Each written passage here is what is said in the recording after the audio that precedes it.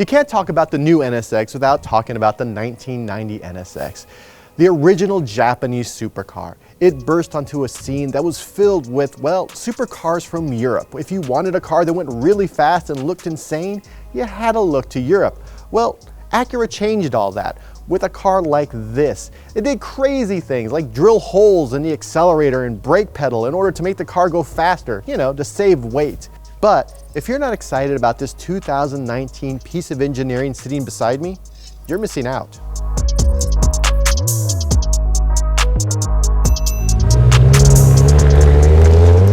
Let's get the sticker shock out of the way. The new NSX will set you back $157,000, but relatively speaking, it's a deal. It's cheaper than other cars with similar specs from Porsche, Audi, and McLaren. Maybe only a few grand when compared to the 911 Turbo, but a deal is a deal, and the NSX has more power, is quicker, and can handle more G's around corners. For 2019, Acura tweaked the NSX's software and hardware to give it a bit more prowess on the road. It has one engine and 3 electric motors. Behind the cockpit, it has this twin-turbo 3.4-liter beast that has its very own electric motor attached to it. In the front, each tire has its own electric power plant. So what you're looking at is kind of like a Prius, except not even remotely like a Prius. The 3 power plants on this vehicle push out 573 horsepower and 476 foot-pounds of torque. And because it has all these electric motors, it can be an EV mode like we are right now. It's just quiet.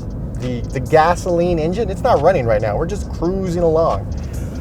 But what's great is with all those engines and motors running at the same time, you can do 0 to 60 in 2.9 seconds. And that's really the reason why you want those electric motors.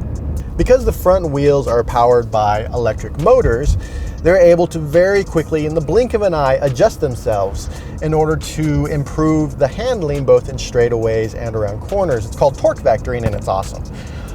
But the torque we've come to know and love in electrified vehicles is going very fast in a straight line.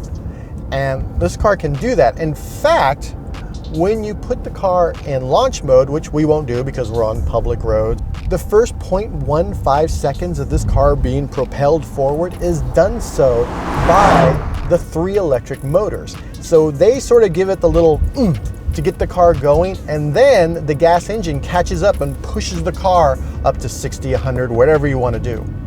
When you are moving quickly, Acura's super handling all-wheel drive and magnetic ride suspension plant the supercar to the asphalt.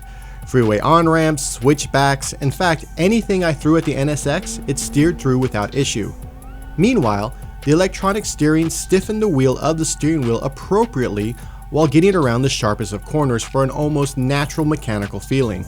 The entire vehicle is drive-by-wire. That means there's no mechanical attachment to the brakes or the steering or the acceleration. It's all electronic, like your computer. Now, sometimes that's great. It works as advertised. Other times it feels detached, like you're driving a video game, which really isn't that much fun. In this car, the Acura engineers should be patting themselves on the back because they did a great job recreating the natural feel of driving a mechanical vehicle. The Acura engineers should also be pleased with the result of their 9-speed dual clutch transmission. It's just wonderful. It shifts when it's supposed to, it's quick. Most of the times when I'm driving a supercar with the dual clutch transmission, I just take over. I do all the shifting myself with the paddles here. With this car, it actually did such a good job that most of the time I let the car do the shifting for me. The purists out there will probably never like the new NSX. It's too techy, which can be a valid argument when the tech is implemented haphazardly or it's not quite ready for prime time. But with the 2019 NSX, it just feels right. But that doesn't mean the tech magic that's happening out here has made its way into the dash. The NSX infotainment system feels incredibly dated. It has that Windows BIOS look that plagued Hondas and Acuras a few years ago. And while the rest of the car got this really nice tech tune-up, the in-dash system, not so much. Its only saving grace is that it supports Android Auto and Apple's CarPlay.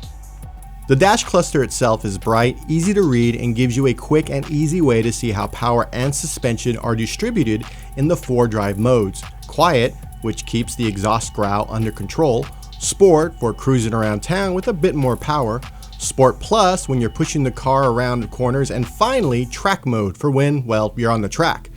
Sure, you can drive that mode on the road, but be aware that traction control is shut off in this mode.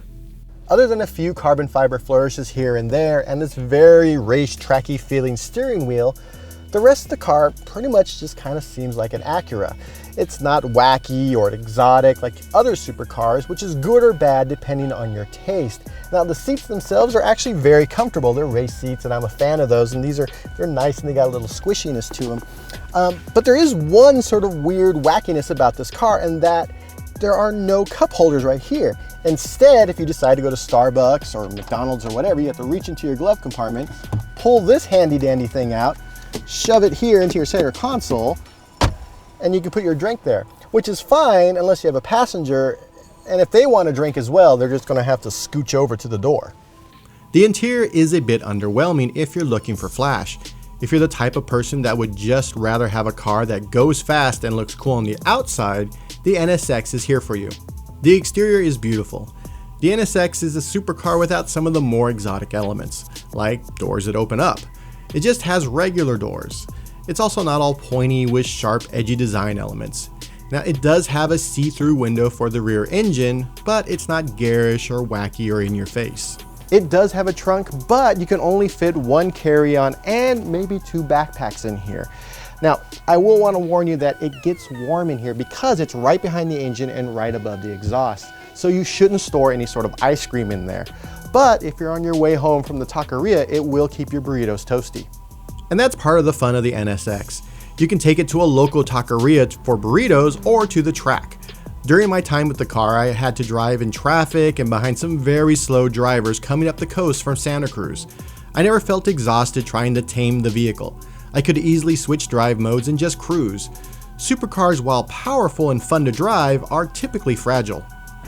Acura and its parent company Honda have a reputation for building solid, reliable cars. The NSX should be no different. It just feels like a solidly built vehicle that you could drive anywhere, well, except up steep driveways. It's very low to the ground and there's no way to raise the suspension.